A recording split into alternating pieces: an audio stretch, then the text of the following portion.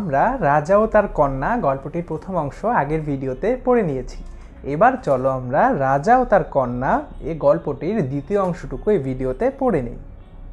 রাজার হুকুম বলে কথা, না মেনে উপায় নেই। পরদিন পারুলকে পাঠানো হলো বনবাসে। গভীর অরণ্য, জনপ্রাণী নেই, পারুল একা বসে আছে। এমন সময় কয়েকজন পরী এলো। পরীরা বলল, গভীর অরণ্যে তুমি একা কেন? পারুল সব ঘটনা খুলে বলল। পারুলের দুঃখের কথা পরীরা বুঝতে পারল। রাজার মেয়ে পারুলের জন্য তারা সুন্দর একটি বাড়ি তৈরি করলো। পরীরা নানা ফুলের চারা এনে একটা বাগান বানালো।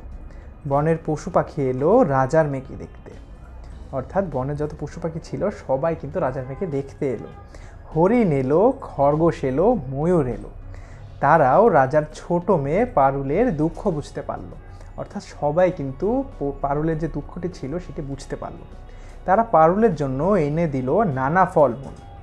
পরীরা এনে দিল মজার খাবার।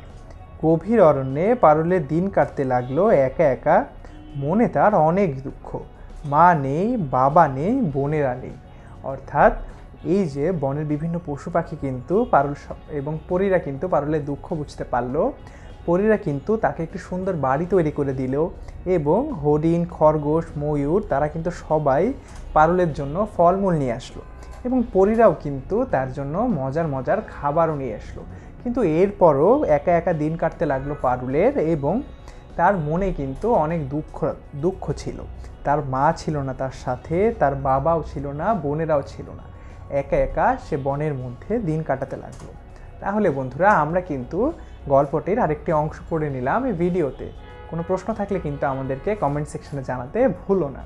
ধন্যবাদ বন্ধুরা।